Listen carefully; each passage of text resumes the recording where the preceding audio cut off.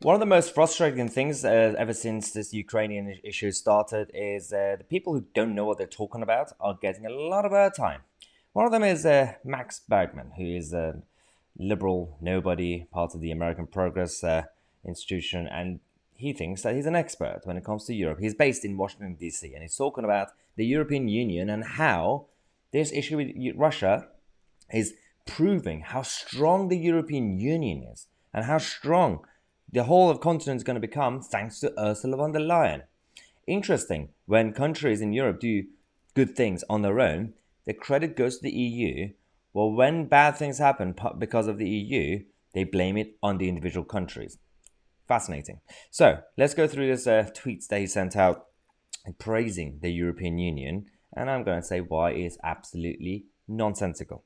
Max says, we are witnessing the emergence of a global power in this crisis, the European Union.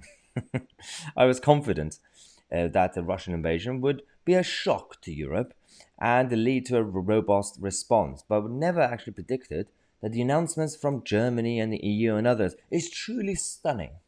Well, Max, I'm going to give you a bit of a surprise news. In case you don't know, in case you're outdated in Washington, D.C., have no idea what's going on in Europe, Germany, especially Germany, and now Sweden and all these other countries, they're only standing up because of the one country that's not in the European Union forcing them to do it.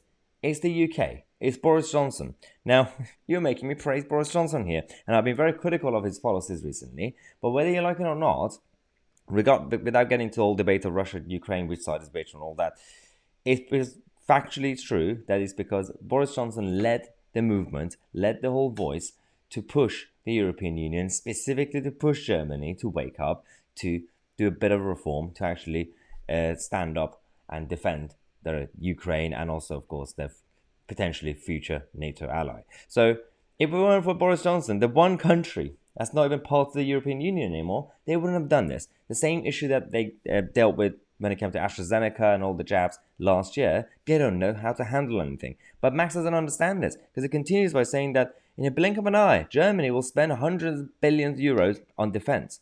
And blah, blah, blah. And then Germany, Sweden, the EU are sending assets. And sure. Okay.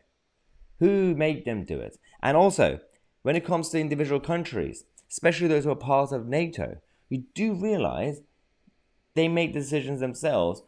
It wasn't Ursula von der Leyen or the Commission telling them to do it. It wasn't them actually ordering. It wasn't them who actually made the arrangements. It was the Foreign Ministry of Germany and Sweden, all these other countries, especially if they are in NATO, then that's obviously a lot easier because NATO will just send out a mass email and organize some meeting or Zoom call, and they have sort that out on their own. But don't tell lies, because these people, they are so passionate about the idea of a United States of Europe that they don't even know what they're asking for. He says the EU was already an economic power. On what basis?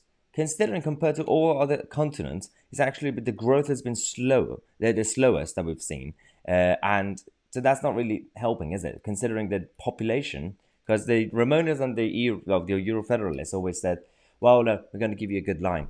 The European Union market, the single market, is the largest market." But they say that because not GDP, but based on population, based on millions of people who live in Europe. They say, well, that means it's the largest market.